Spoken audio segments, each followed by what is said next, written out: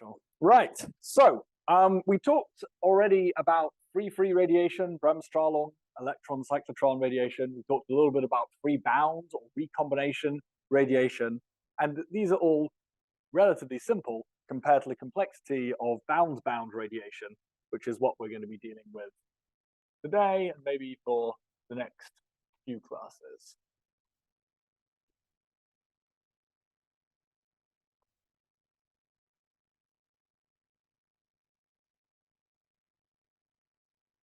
So bound radiation is the radiation that we get when electrons move between discrete energy levels within what we're going to call an atom. So we have maybe 4 energy levels like this. We might have an electron in some excited state up here that drops down to this energy level, and it will emit a photon. Or there could be an electron in the same energy level here that drops down all the way to the ground state and emits a photon of a different energy. And what we would see on our spectrometer would be some distinct lines corresponding to these different photons. And so one of the things we might want to know is, how strong should these lines be? Where should they be? If I see these lines, what does it tell me about the temperature of my plasma, about the density of the plasma? Things like this. And so, again, bound radiation here, we might also call this line radiation. The reason being that when people first did spectroscopy on films, you would get these peaks showing up as very discrete lines on their spectra. And so they're called spectroscopic lines. And just a note on notation here, or at least on nomenclature, we're going to be using the word atom a lot here. And for the purposes of this section, an atom is a nucleus with one or more electrons. So this could be 73rd state ionized tungsten. As long as it's still got an electron, we're still going to have spectroscopic lines coming out here. So this is not an atom as in an unionized ion. This is a slightly different definition here. So yeah, this could be something like argon 5+. That still counts as an atom. So in order to get a feel for some of the physics that's involved in these transitions, we're going to go to a very simple system. We're going to go to a 2-level system and consider the processes which exist in that 2-level system. So in this 2-level system, we just have a level L for lower and another level U for upper. The upper level is at energy EU, and the lower level is energy at EL. So this is a 2-level system. And we're going to consider 3 processes that go on inside this 2-level system. Okay, so 2 levels, 3 processes. And some of you may have seen this before already. We're going to be looking at things called the Einstein coefficients.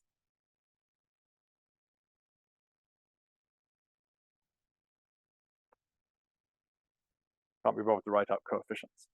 Okay, so the 3 processes that we're going to be looking at, the first process I'll just draw on here is what is called spontaneous emission. This is probably the one that we're most often thinking about when we're thinking about spectroscopy here. We have an electron in the upper level, and it drops spontaneously the lower level and it emits a photon with a frequency h nu, which is equal to the difference in energy between the upper level and the lower level here. So this is spontaneous emission.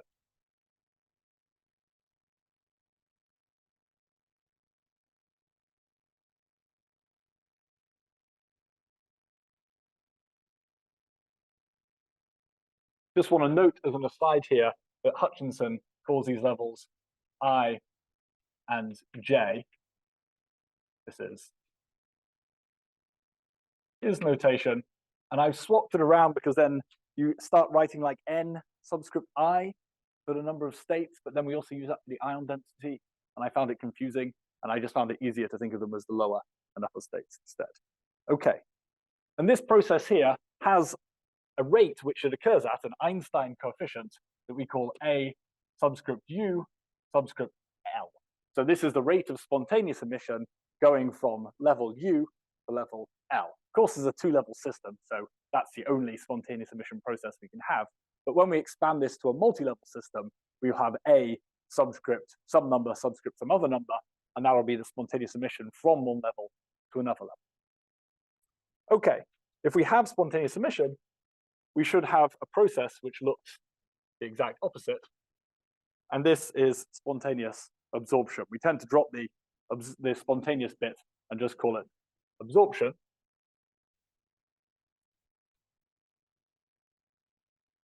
And indeed, it looks just like the mirror of this process.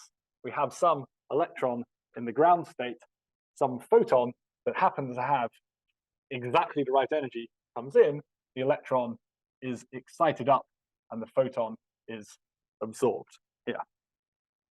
And this has a rate which is the Einstein B coefficient between the lower and the upper level, but this is now multiplied as well by the density of photons with this specific energy. So we'll use rho to be the density, the number of photons per meter cubed, of photons with exactly the right energy, rho UL, which can do that excitation. There's an important difference here. This happens spontaneously. It doesn't matter how many photons or electrons there are around in this system. This one has to happen only when this photon comes in. And so the rate at which this process occurs is going to depend on the number of photons. If there aren't any photons around to do this, this process just won't happen. Okay. And then the final process that we're going to consider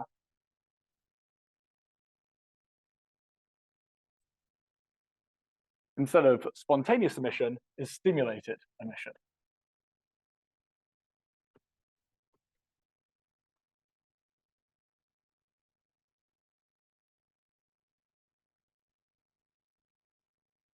Stimulated emission is a very interesting process because here we have an electron in the excited state up here in the upper state, and some photon comes through with energy that is the same as this band gap here. Now, of course, this photon can't be absorbed. There's only this upper level. There's nowhere for that energy to be absorbed. What it does instead is it encourages this electron to drop down, and it stimulates the emission of a second photon. So the first photon comes through, still at this energy, and we have a second photon at exactly the same energy. And this is the process by which lasers work. So this has Einstein coefficient B UL. So we have a transition from the upper state to the lower state. And again, the rate at which this process occurs depends on the density of photons. We have to have some photons to stimulate the emission. So it has the same rho density of photons with that specific energy. So note these are actually different coefficients. The rate of absorption, the LU, is not the same in general as the rate of emission, BUL. Okay. So those are the three processes we're going to consider, and we'll then start deriving what these coefficients actually are. So any questions before we keep going? Yes.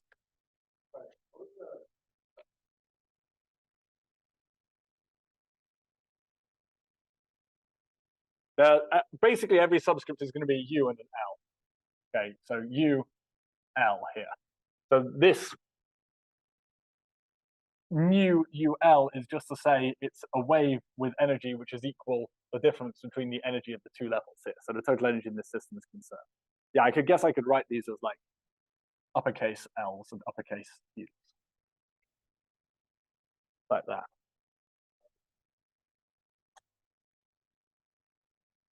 Yes.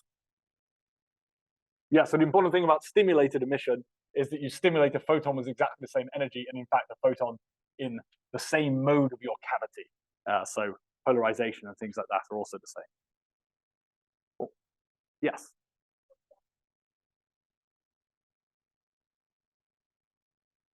Excellent question. We will get onto that when we do line broadening in a few classes. The rough answer is, roughly. there's a sort of uncertainty principle type thing involved. If the process happens quickly, you can be less sure about the energy. So yeah, but these lines can be extraordinarily narrow, right? And so if you look at a spectra, then these lines could be extremely narrow. So that would correspond to needing very precisely the same energy. Yeah. Okay. Any other questions? Yes.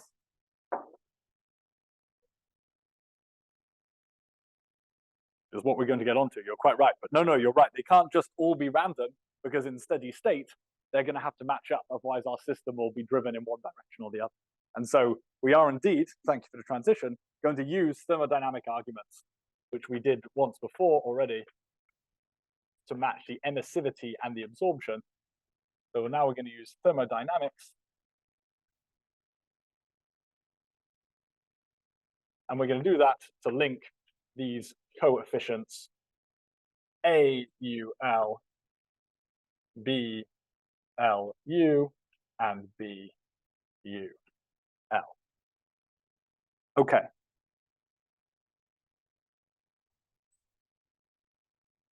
I think it's best if I just cover this up and start.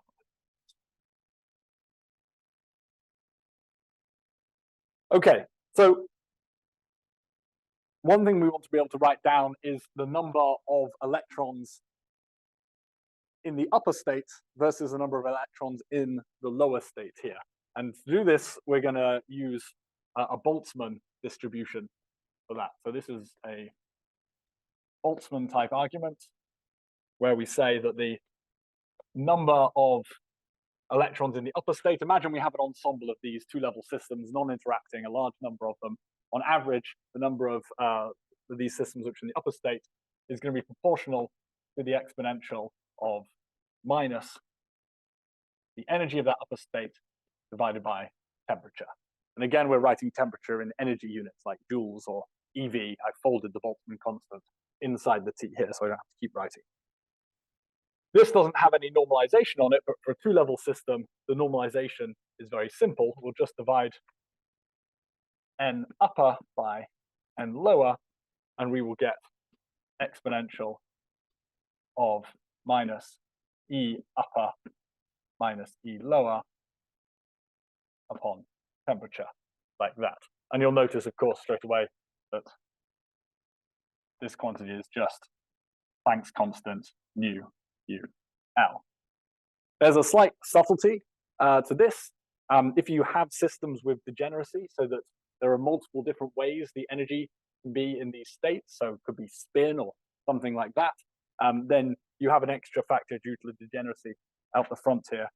This degeneracy factor is like G of U over G of L, like that. So these could be numbers like 1 or 2, things like that. So this is just making this slightly more generic for a broader range of two-level systems. For now, you can just consider this factor to be 1 for what we're doing. But this factor is due to degeneracy.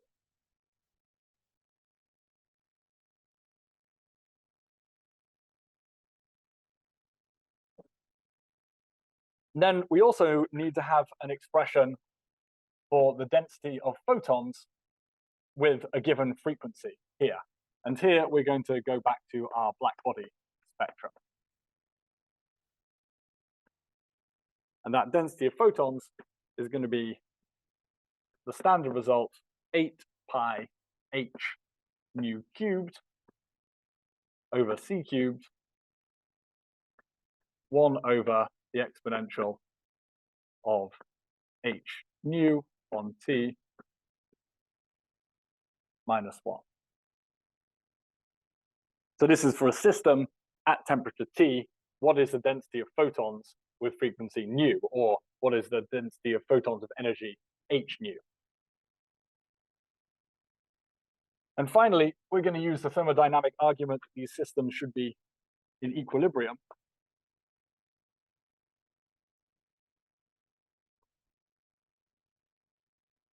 And so that says that the rate at which atoms fall from their top level to the bottom level, which is AUL plus BUL rho of nu ul times by the number of atoms in the top level must be equal to the inverse process, which is the rate of absorption BLU of photons with energy nu ul times the number of atoms in the lower level. So this just says the rate of de-excitation is equal to the rate of excitation. Our system is in steady state. And if you put all of these together, these effectively form a set of simultaneous equations. You find that indeed our Einstein coefficient for spontaneous emission AUL is equal to 8 pi h nu ul cubed upon b cubed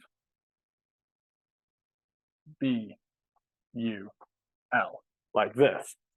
This means that we have something linking the spontaneous emission to the stimulated emission. And more simply, we also find that G L B L U is equal to G U B U L. So again, this is the two different types of this is linking the processes going up and down, and this is the absorption.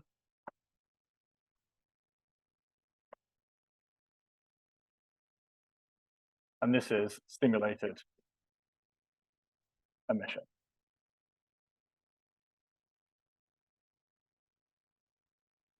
So similar to how we did last time, we have used sort of a system in complete thermodynamic equilibrium with Boltzmann occupation, steady state, and black body photons. And we've used that to pin these different coefficients to each other. So if we calculate even one of them, like BUL, we now immediately know BLU and AUL. And so that's good because we get all of them for free, but it also means that all the processes are linked together in this system. Okay, any questions on that? I'll then tell you in a moment how we actually calculate even one of these so that we can get the other three. But right now, it's important just to realize that those three are linked.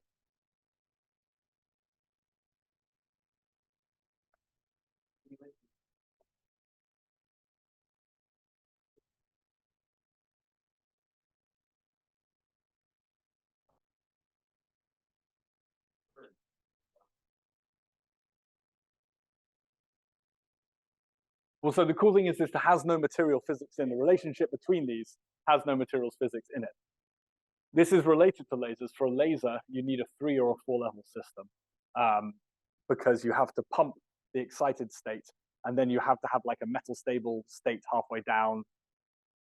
You can't actually get lasing in a 2 level system, but in a 3 level, 4 level system you have. So the systems which are favorable to lasing have specific energy levels that are spaced in a way that you can get stimulated emission. I just mentioned stimulated emission as that sort of, I think when you look at this diagram here, you initially think to yourself, do I need stimulated emission? I mean, it seems a bit niche, kind of like excessive bit of physics that I could throw in there. Can't I just get away with balancing spontaneous emission with absorption? They look quite similar. But it turns out that for the thermodynamic balance, and this is the thing that Einstein realized, which is why the Einstein coefficients, you have to include the stimulated emission in there, otherwise the theory doesn't work. You can't get the balance properly. So I mentioned this as a thing which is important to lasers, but in a 2 level system, it doesn't play an important role. And also, this is material independent, right? Once we've calculated one of these, the other one depends purely on the energy level gaps. It has nothing to do with like the crystal structure or something like that. Yes.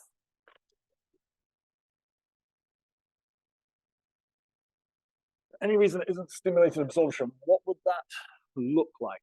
So at the moment for spontaneous absorption, we have one photon come in and the electron goes up. So would stimulated absorption look like 2 photons coming in, one getting absorbed and one going forwards, like the opposite of this process? I don't have a good answer for why that doesn't occur, but it's an interesting one. It would go as the square of the photon density field because you'd have to have two photons in the same volume to do it. So possibly for most reasonable systems where we don't have that much radiation density, that wouldn't be a very important process. But I see what you're saying. I haven't thought about that. Yeah.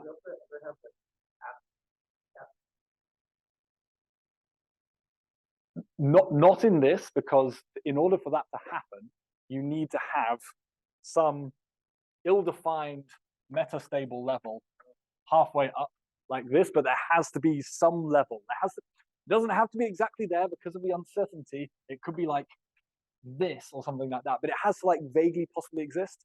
But in this model, I've said very clearly I only have two levels, and so I don't have to think about that. But you're right. If you in a real system, you can have two photon absorption where one photon takes it up to there, and before the atom has time to realize that this energy level doesn't really exist, the second photon comes in and takes it up even further, and then everything is okay. So there's like, yeah. But in this, I've been very clear. I only got two levels, so I don't have to worry about that. But in general, yeah. Any other questions?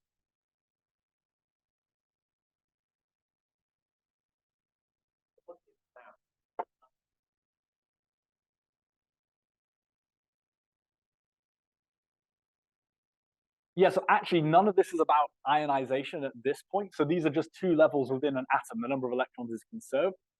And you're right, they're just energy levels. So this could be actually the simplest way to think about this, maybe the simplest quantum system would be a spin, which is flipping up and down, right? So these could be the hyperfine splitting of the ground state or the fine splitting of the ground state, the magnetic field or something like that.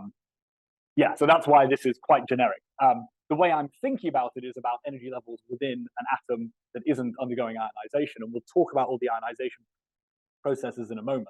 But you're right, this applies more generally to other systems that have discrete energy levels. If they've got two discrete energy levels, all of this math still works. Cool. Okay. So unfortunately, if you want to work out any of these, you're going to have to do some quantum, right? So, and the reason for that is if you go into Hutchinson's book and you look at an expression, for example, BUL here, you find out that this has 8 pi cubed over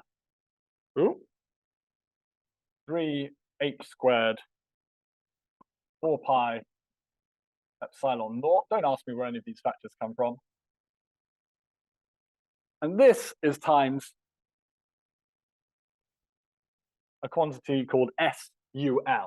SUL is like the dimensionless rate, and then this is all the constants that you need in order to get all of your equations to match up properly. SUL is the thing that depends on quantum, and that is to do with the transition between your two states. So we kind of calculate an overlap integral, the integral between your upper state and your lower state. But we're not just doing the overlap between those two things, because there is an operator which acts on the upper state to transform it into the lower state. And that, for most electromagnetic radiation, is the dipole operator, which is the charge times the position vector here. We integrate that, as we always do, over all space, and we square it because we're interested in the power here rather than the electric field. So this, you can think of this as representing a transition probability. How likely is it that the emission of a photon can take you from the upper level to the lower level? And so levels which are more alike, you're more likely to have transitions between them. Of course, there are some levels which are very alike, which we can't have a transition to, where we have SUL equals 0. And these are called forbidden transitions. And these forbidden transitions don't do things like conserve angular momentum, other important things like that. And the way that that manifests itself in the mathematics is that under the operation R on the lower energy level, psi of u is orthogonal to R of psi L. And so when you do the integral, you get 0 out. So effectively, this keeps track of angular momentum conservation or momentum conservation for you. So you have SUL there equals 0. So you might have, for example, a system with 3 energy levels where you can have transitions like this that both produce photons with different energies, but for some reason, this transition here has SUL equals 0, and you can't have a transition like that at all. So these are forbidden transitions, and sometimes people call these selection rules.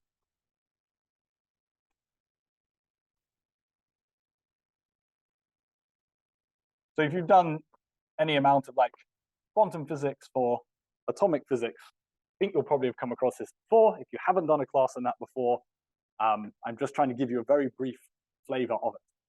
In general, this is a difficult problem. For a 2-level system, you only have to calculate SUL once. But if you imagine for a 3-level system, now we have to calculate the overlap between this level and this level, this level and this level, and this level and this level, and for a 4-level system, and then you get the idea. So this quickly becomes very, very challenging. If you want to actually do this, you have to calculate this overlap integral for all the different wave functions. To make it worse, you also need to know what the wave functions are. And so you have to solve the Schrödinger equation, first of all, to know what the states are allowed in your system. But of course, if you have more than one electron in your system, not just one level, more than one electron, this is now a many-body problem, and so you can't even calculate the wave functions properly. So very quickly, we can see that spectroscopy is going to be a horrible mess compared to all of the other types of radiation we've dealt with before. Well, line emission is going to be a horrible mess compared to all these other types of radiation. But say you have managed to overcome all of these problems. The main takeaway from this is if we know BUL by calculating this overlap integral, then we also get the other 2 coefficients, AUL and BLU, for free. And that means that even in a system that is not in thermodynamic equilibrium, where we can't assume Boltzmann occupation, we can still calculate now the occupation of the upper and the lower energy levels through a rate equation, where these are the rates. This is effectively a steady state rate equation here. And that means we now know how many electrons are in the upper level, how many are in the lower level, and we can make a prediction of how many photons we're going to get per second. And so that means that we can predict the intensity of one of these spectral lines here. Again, this is an extremely simple system. There's already quite a lot of work to get there, but we can do that. So that's kind of like a very thorough explanation of just a 2-level atom before we go on to more general systems with multiple levels and multiple electrons. So any questions on that before we can go? Yes, correct. So, probably the wrong person, Jacob. You get slightly different frames, I think.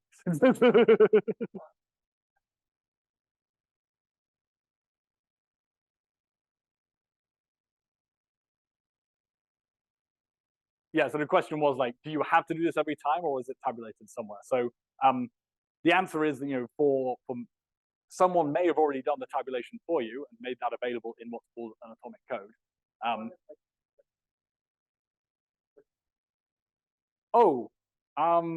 Generally, these are theoretically predicted and then experimentally confirmed. For some of the transitions, they're so weak, it's really hard to do it experimentally. If you go on the NIST website, then NIST has huge tables of all the different transitions here and there, like oscillator strength.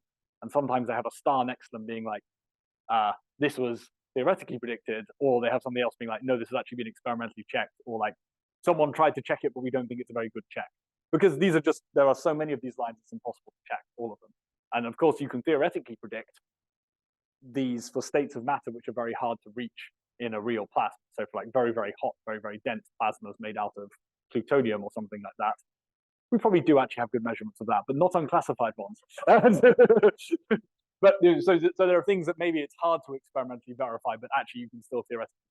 So yeah, but if you are doing something where that hasn't already been tabulated, you may have to do it yourself. So you may actually have to do these calculations yourself. And there are people who build careers out of doing these calculations more and more precisely. Because as I mentioned, this is a very hard calculation to do. So there's always going to be some approximation.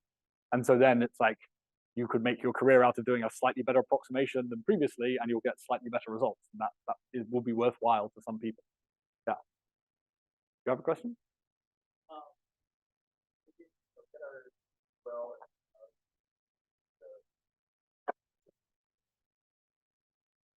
Yes, this is it, you should think of it as a number density of photons. We're using rho here, which often is used for mass density, but I'm using it here for number density because that's what Hunt.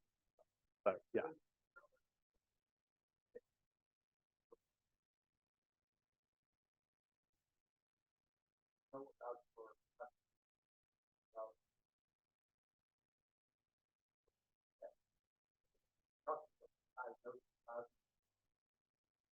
We will actually talk about that later. You're right. Like, and unless your spectrometer is absolutely calibrated, it's very, very hard to get. It's very, very hard to get it just from a single measurement of a line. What's interesting is if you have two lines here, this isn't the best drawing actually to show this. A better drawing would be if I had one of these transitions coming from this state here. So then you'll have two lines which have a downward transition, which are both emitting photons at different energies. There are two things you'll need to know then. You'll need to know what the strength of this transition is, which is the strength of the spontaneous emission, AUL, which will be different for these two different lines. But then you'll also want to know what the occupation probability is of these two upper states. And that will in general be a function of temperature. So it'll be this state will more likely to be occupied than this state, just from a Boltzmann argument. If you happen to be able to use a Boltzmann type argument, that's what you predict. So that means that the ratio between the amount of light in this blue line and the amount of light in the orange line here will tell you, once you've taken out the factor of AUL that you've pre-calculated, it will tell you the occupation of this upper state versus this state. And that will be related to temperature. And then you have your plasma temperature. And it's a relative ratio. You don't need to know the absolute intensity. So in reality, in spectroscopy, we normally look at line ratios. They're much better to work with. There'll be many, many lines, not like in this two-level system. There'll be many, many lines out there. We look at line ratios, kind of like a differential measurement again. It's the thing that we love to do experimentally. Does that make sense? Good. We will now go through lots of other processes which can excite and de-excite your electrons, not just radiative processes like this. Then we will use a subset of those to define different sorts of equilibrium, which help you to calculate what this occupation probability is for the different energy levels. So it's quite an involved series of steps, and I'm trying to go through it quite slowly. Any questions before we move on to all the other processes out there that aren't just these simple radiative ones? Okay.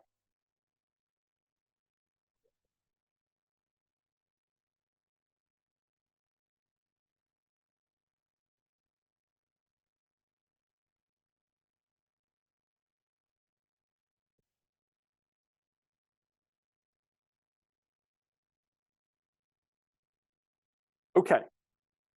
So the first set of processes we're going to look at are processes which excite or de-excite electrons. So in this case, we're looking at a change in the electron energy,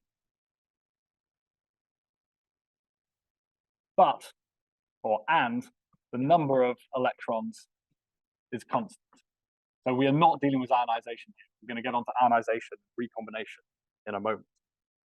So the first set of processes we've actually already covered, but I'm going to draw them on the board here so that we have a nice complete set. These are the radiative processes. So these are processes where we have, for example, some energy levels, again, lower and upper. We have different processes going between them. We have spontaneous emission, absorption, and stimulated emission. And again, we just covered this, but I'm just writing it down here so that we've got the full set.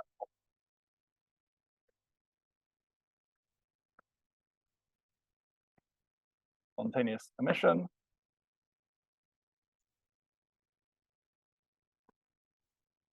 absorption,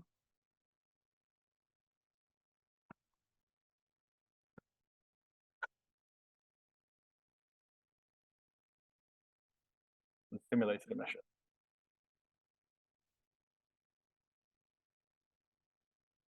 And I'll put the density of photon states on here as well, rho of mu UL.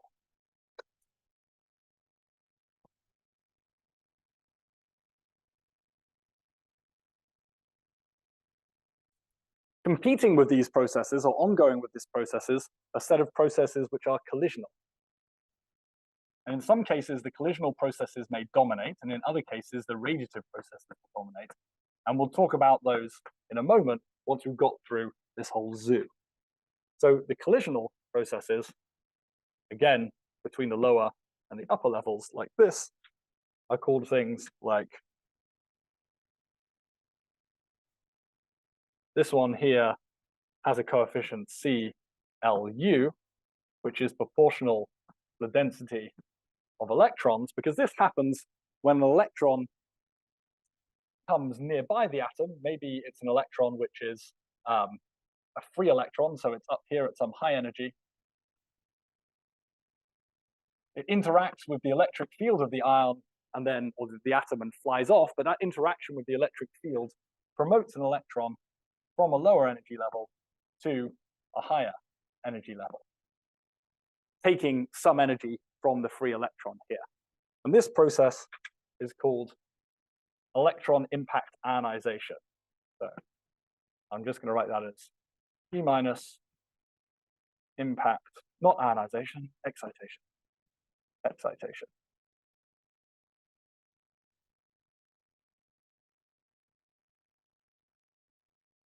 And actually, exactly the same process can happen in reverse. This electron can come in, its electric field can interact with the electric field and the wave functions of the atom, and this can drive a downwards transition as well. And this has a coefficient CUL, which is proportional to the density of electrons as well. And so this would be the same name as above, but de-excitation. So you can imagine in a very dense plasma, where there's a lot of electrons flying around, you may well end up with these processes being very dominant, and they will dominate the population of these different excited states. And so when you're trying to calculate the excited state population, these are the ones you're going to have to focus on. We'll talk a little bit about how we actually calculate these in a moment. So those two, well, we've seen these already. Hopefully they make sense. Does this make sense?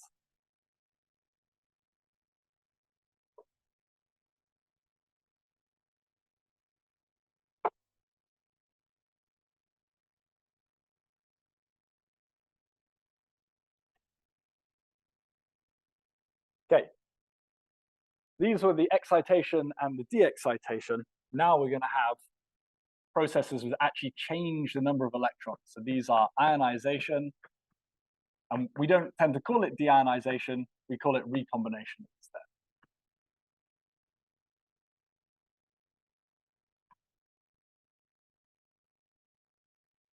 So in general, you can think of these as processes that give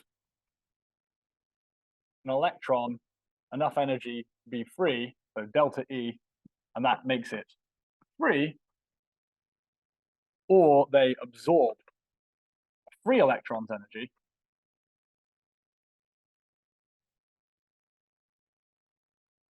so that our electron becomes bound.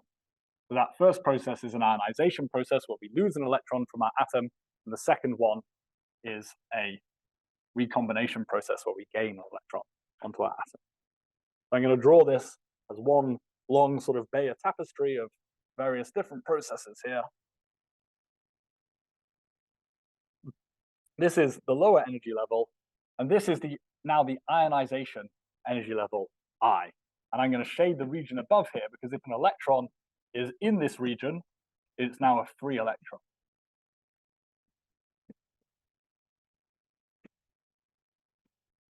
So you can think of this as the ionization energy to get to this point. And I've called this L. This may not necessarily be the lowest energy states in the system. It's just the lower states. There could be other states down below. There could be states up above it. We're just considering one level L at the moment here. Okay, so the first process we're going to consider is where we have an electron in the ground state, in the lower state down here, and we have a free electron that swings by, and it gives up enough of its energy to excite this electron not to the upper energy level, but actually up so that it's ionized. And then 2 electrons come out.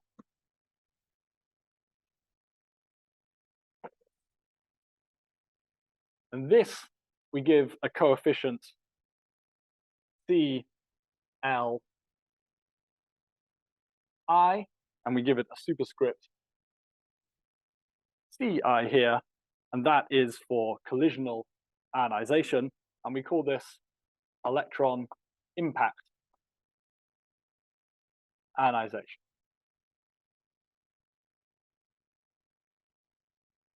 You can see this is analogous to electron impact excitation here. Just going to make it clear that this is a lowercase l. So there's another coefficient here. What's this coefficient proportional to? Remember, previously we've had density, we've had photon density, all sorts of things like that. What's this coefficient proportional to? Yeah, exactly the same as previously. There's nothing particularly special here. Okay. Now we have a slightly different one. We actually have 2 electrons coming in.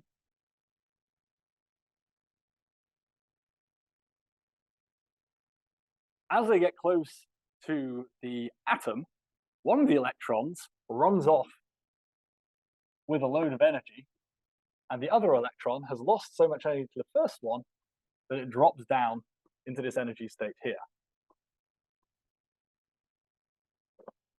So this is a recombination process, and this is called 3-body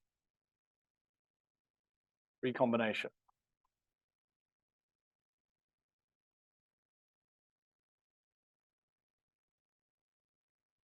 And we give it a rate coefficient CIL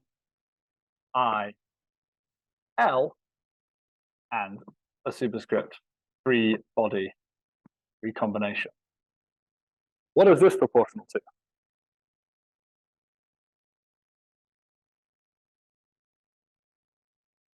Someone else, but I will come back to you. Yeah.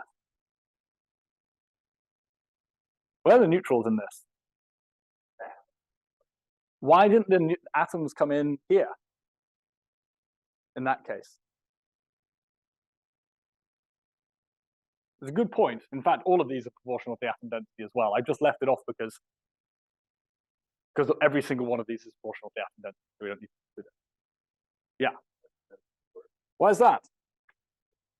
Yeah, exactly. So we've actually got to get 2 electrons in the same place close to the atom, and so you're going to square the density in order to work out the probability of that happening.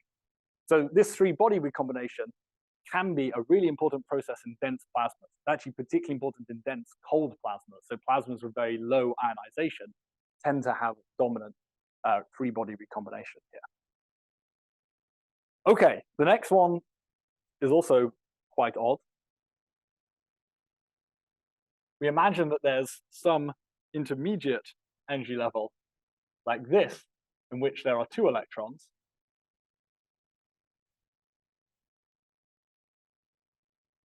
And there is some spontaneous process by which this electron drops down to this energy level, which provides exactly enough energy for this electron to bump up and be free. In reality, this will happen as long as this intermediate level is somewhere above halfway, because then 1 electron dropping down will have enough energy to boost this off, and it will be not just a free electron, but a free electron with some bonus kinetic energy as well. This is still written as a coefficient from lower to upper, even though we should probably think of a name for this intermediate energy level, so we call it CLI, and its superscript is AI, because this is a process called auto-ionization.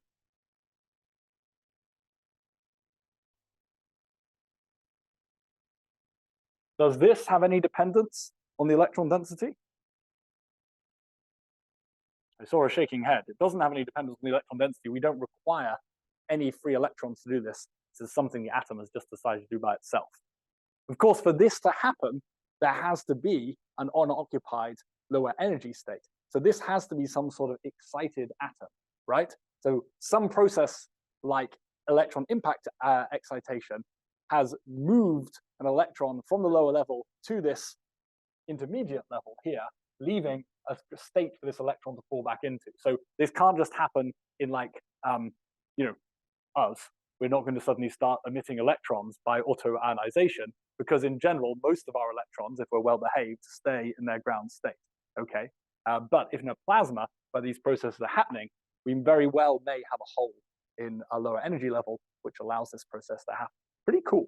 Okay, I saw Nicola first.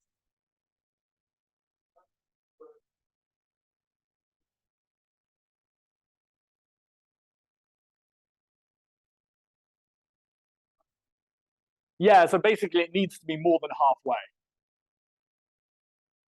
It needs to be greater than energy lower ionization divided by 2, right? As you say, otherwise there won't be enough energy for. I don't know if there's a auto excitation that can happen. That wasn't in the book, but it seems like it might be possible, right? Where you could have excitation of this electron up to some higher energy level. Maybe that doesn't happen for some reason. I don't know. Did you have a question as well? Okay.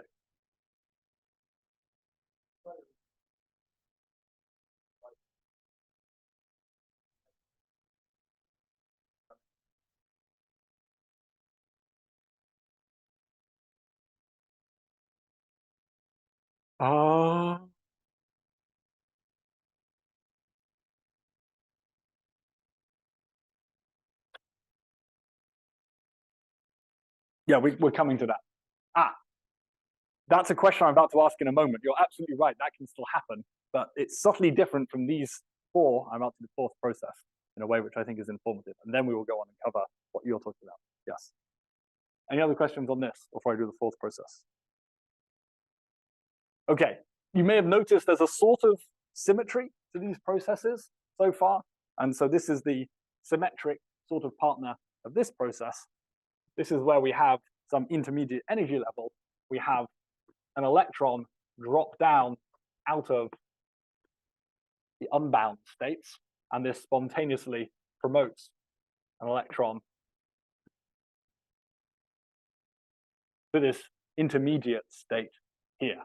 Okay, and this is called, well, this is again from, got Li written here. I'm going to go with it, but maybe it should be Il. And this has a superscript Dr, and this is called dielectronic recombination.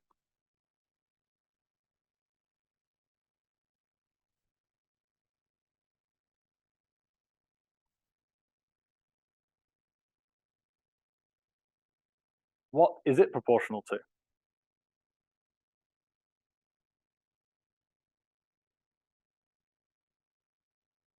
Yes. Density of electrons. Again, it relies on there being electrons here, free electrons. When we're writing any, obviously we're talking about free electrons here, ones which are not bound by atoms. Relies on that. So a couple of interesting things here. Notice that these reverse processes do not have the same scaling with density. And so we don't necessarily expect these processes to balance. In fact, in a arbitrary plasma, they will not balance. In steady state, overall, you have to have balance between the upward processes and the downward processes, but it doesn't mean that each process has to be balanced by its mirror, because they are not symmetric. These recombination methods here require 1 more electron than the ionization mechanism here. What else is interesting about all of these ionization and recombination processes from the point of view of a spectroscopist?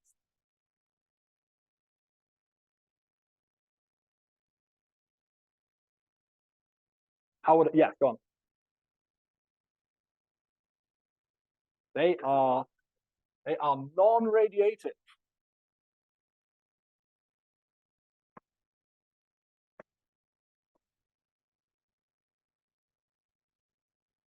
Does that mean, given this is a diagnostics course, that I just wasted your time by telling you about them because we cannot diagnose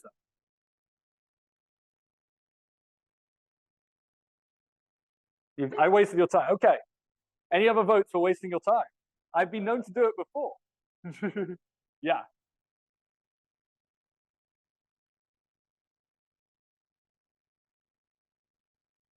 They are absolutely key in some plasmas for understanding the ionization state of the plasma, and also for understanding, in the case of these ones, the excitation state of each ion. And if you don't know that, you can't predict how many photons you're going to get out. So even if your signature is a radiated signature, it will be strongly modified by this. So these are still important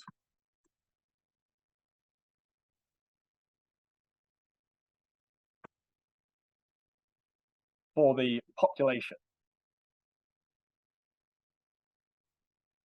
And in this case, this is the population of excited states and ionization states.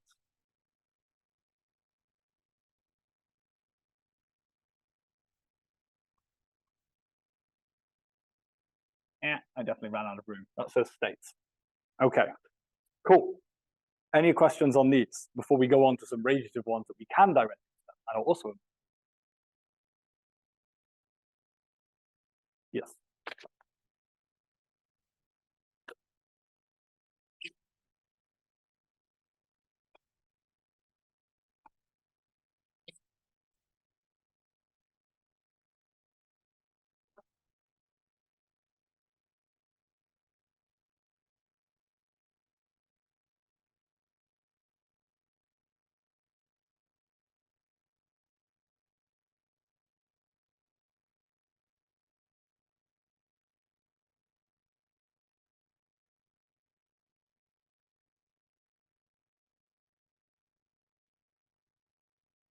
Yeah, I mean,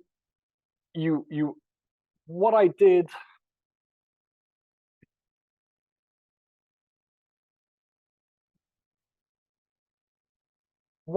here, without making it very explicit, and we will go on to this in a moment, is write a rate equation. And this is just a rate equation with two levels, but instead you would write a set of coupled rate equations, which has the rate equation for each pair of energy levels. And you'd have to write that for each pair of energy levels within the hydrogen or the deuterium, and each pair within the tritium. Now, deuterium and tritium are close enough that we don't have to worry about, but you will have tungsten in your reactor or something like that. And then you will want to solve the tungsten rate equation, so you know how much like ionizing radiation is coming out of the tungsten that can then re-ionize hydrogen in your scrape-off layer. I don't know, something like that. This near stuff may be important. And so, yes, of course, as soon as you do anything more interesting than these very simple systems, you're going to have even more complicated equations. And I will write down the full rate equation towards the end of this class if we get to it. But it sort of looks like this, but with lots of sum symbols to indicate the fact you have to do it lots of times. Yeah. Any other questions?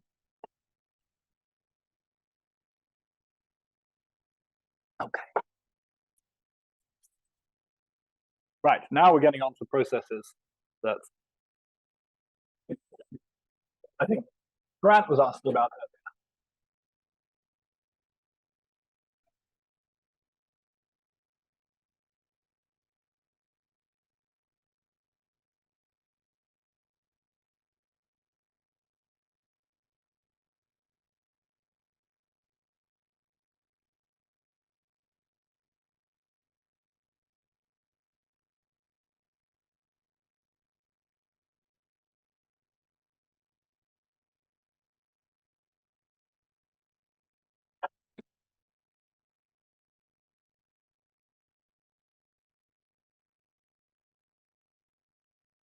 So these are again ionization and recombination processes.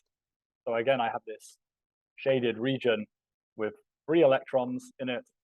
I'm going to call the highest energy level the ionization level and the lower level L. And now I'm going to look at processes, for example, which involve photons. So here is a photon coming in, and it's got energy H nu IL. So it's got an energy which is matched to this gap between the lower state and the excited state. And as you might expect, this takes an electron and ionizes it. Okay, and so this process here is called photoionization.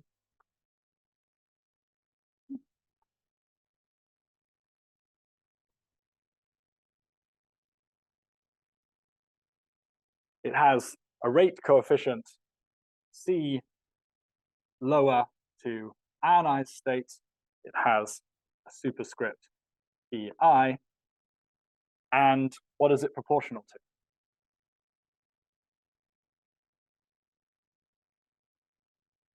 Yes. Thank you. With that specific energy. So rho of nu L R I L. Okay. Now we have the opposite of that process. We have some electron, which is in some excited state, and then it drops down to here. We've already covered this, right? This is spontaneous radiative recombination. We talked about this briefly, but now we're sort of putting it into our more quantum-y picture of what's going on. And we will give it a rate as well so that we can include it in our rate equation here. So this is CIL radiative recombination. Actually, I'll write that up here. CIL radiative recombination. So technically this is spontaneous radiative recombination.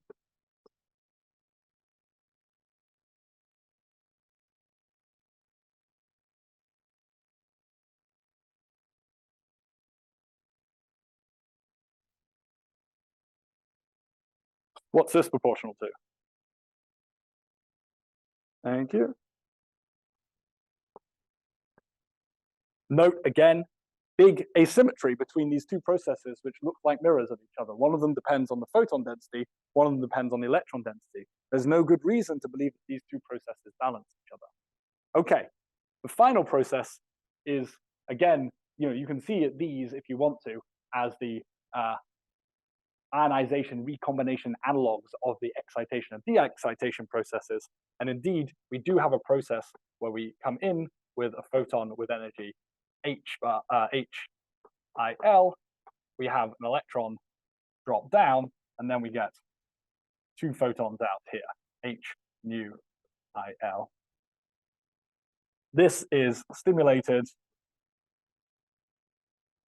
radiative recombination. You see I'm getting lazier and lazier as the class goes on. I can't be bothered to write out any full words anymore. And this has a coefficient CIL, stimulated radiative recombination. And that is proportional not only to the electron density, but also the density of photon states with frequency nu IL, like that. And these processes, as we discussed, are radiative. So we can look out for them. So they're a nice diagnostic signature, but they are also important for setting the occupation of the different energy and ionization states. Question? You mentioned that the process of photoionization, there is some specific photon. What are the IL part about, like, talk about ionization, right? Far above ionization. But think of them as having total process. So is this really like a inequality? Yeah, absolutely. The process up to some energy state I, which could be a free state up here. So this could be some other state like that. We can think of the free states as a continuum of states. So once you get above the ionization energy, you don't have discrete states, you have a continuum of states. And that would depend on this energy density here, which of course, for very high energy photons will be very low. We don't have very many gamma rays from a black body unless it's very, very hot. The other thing I would say, and I'm not sure exactly how to make this not hand wavy, is that gamma rays, although they are good at ionizing, they tend to just go through stuff, right? Like, I mean, the point is, if you put a bit of paper in the way, you're like, great. The gamma ray hits a bit of paper, it's got all the energy it needs, it should just be absorbed and ionize something. But in fact, it goes through that and it goes through lots of other things. So I think there is a quantum mechanical effect about the interaction of this very high energy radiation with these energy levels, which makes that a less likely process. So the gamma ray is, in general, not going to have a very high cross-section for that interaction.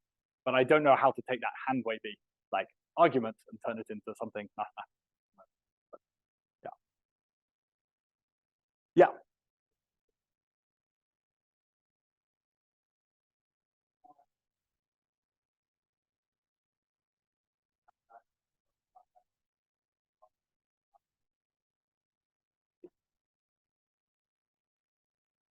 Yeah. Yeah. And so I'd have to integrate over all the energies, which is what I'm about to do. But so no, it's a great question. It's a great question. So for the collisional processes, so these non-radiative ones, these ones, and the ones on this side as well, at least this set here. We actually, we have a different way. We don't tend to write these coefficients in terms like this. We tend to think about them in terms of reactivities, right? So we have some cross section for the interaction, which we could write as sigma I j. So that is the cross section for an interaction going from state I to state j. We multiply by that by the velocity of the free electron that we're working with, multiplied by our distribution function of electrons, and then we integrate that up over all the electrons in our distribution function. And that will give us something that looks like, for example, any sigma ij v, some reactivity here, times the density. If we're dealing with a process that involves 2 electrons,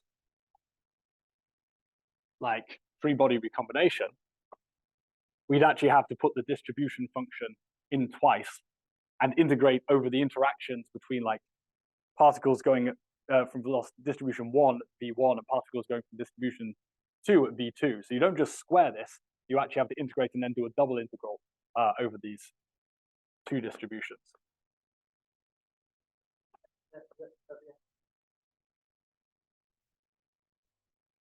Per nucleus, yeah, so the total rate would have an additional times n. I'm going to go with I here, as in whatever. This is an electron causing a change in the atom state from I to J, and so we need to know how many atoms there were initially in state I. And in this case, when we're writing this in terms of I and J, so this is transition from I to J, and that could be excitation or de-excitation, or it could be ionization as well.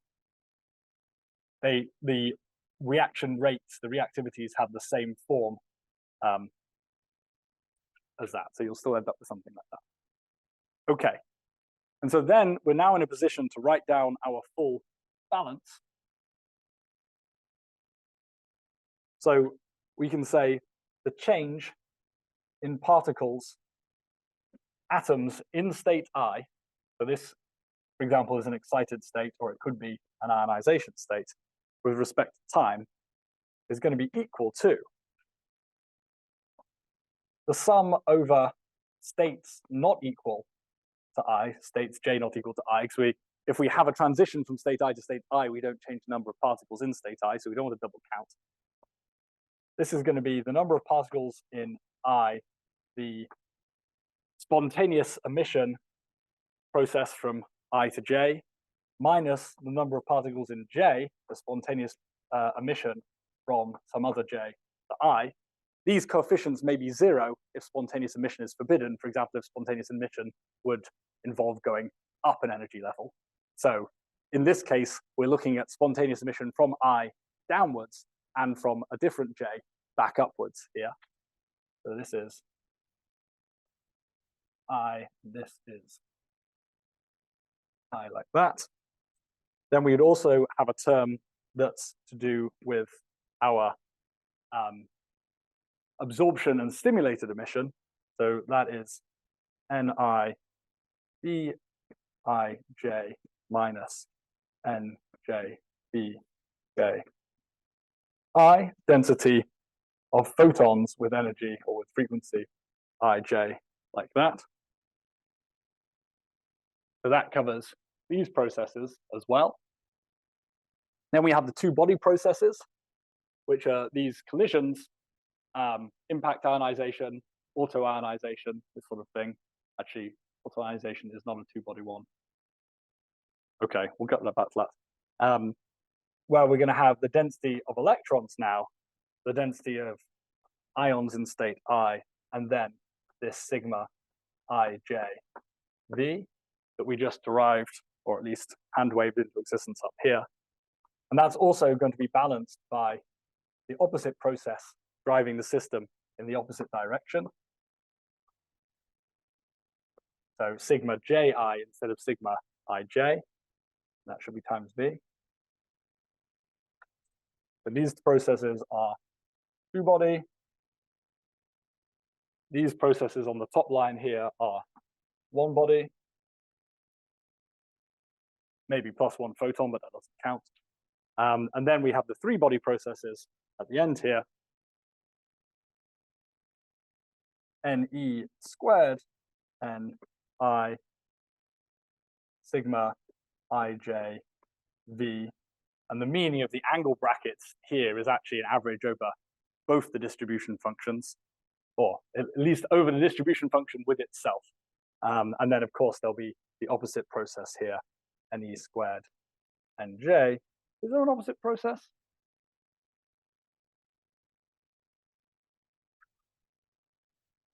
I'm not convinced there is. I'm going to put it in anyway because it's my notes. I can think about that in a moment. And these are the three-body process.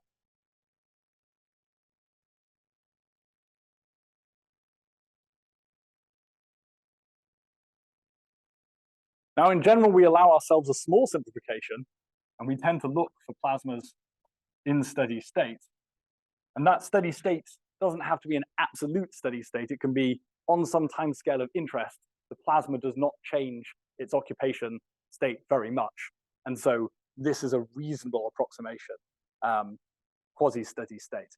Because even with this approximation, I think it's pretty clear that this is a very long equation that you would have to solve in order to work out and this, I believe, is just what we need to get the excitation state of a single atom. So this is the excitation, for example, of an atom at state Z, like that.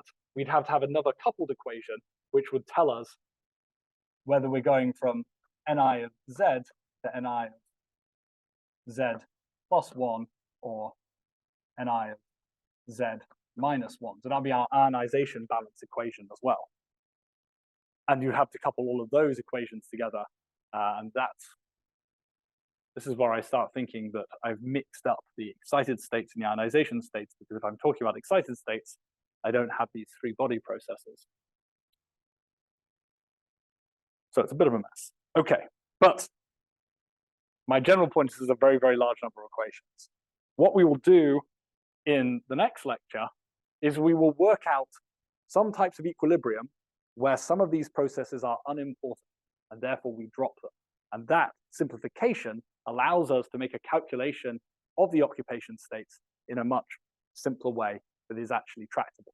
But in general, for some arbitrary plasma where we can't make some of the assumptions we'll make in the next class, you will need to solve this full rate equation in order to work out the occupation of excited states, the ionization states in your plasma, and therefore what radiative signatures you're going to get out of it so that you can do spectroscopy on. So all gets a bit complicated. We will leave it there. Does anyone have any questions? Yeah.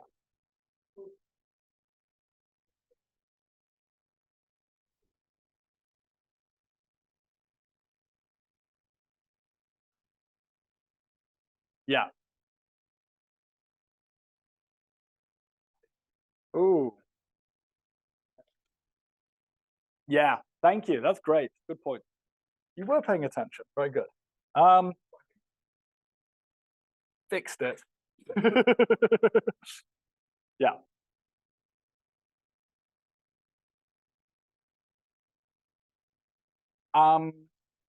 Ni in this case, yes.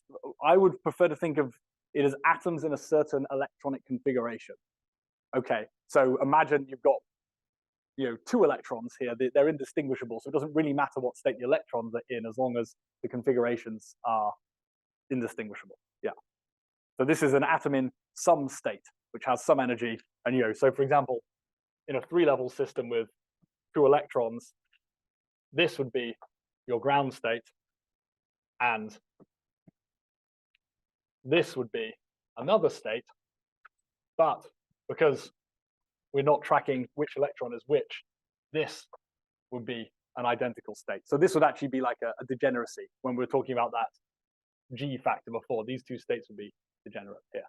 So this is so these are all different. Or this is for example N0, and this could be N3 or something like that. And maybe I would label my states in terms of their increasing overall energy. And so you can imagine there's some intermediate states with different energies like this. Okay, I picked 3 out of a hat. I think it's probably 2.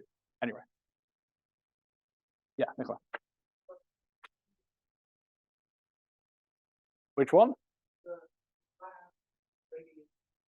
Stimulated radiative recombination.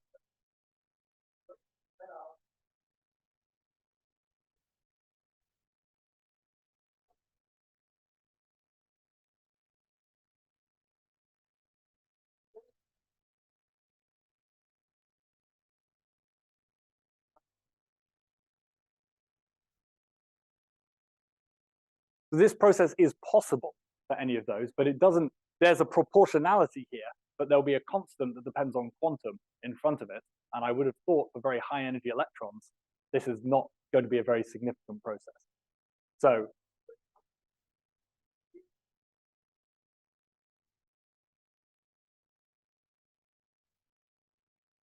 mm, mm,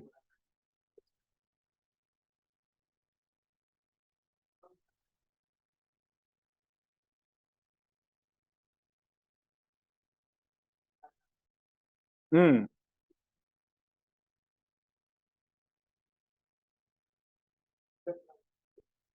Yeah, that could work, but the trouble is, of course, if you make your photon energy density field very large in order for this process to be big, then your photoionization also goes back up.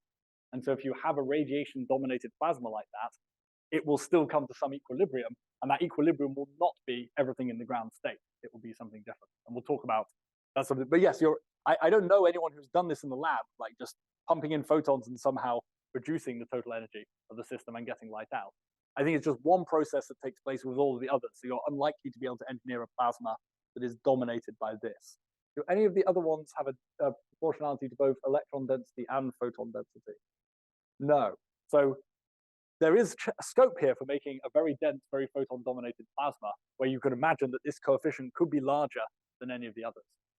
But I don't know how dense and how energetic, or how dense your photon field and your electron density needs to be for that to happen.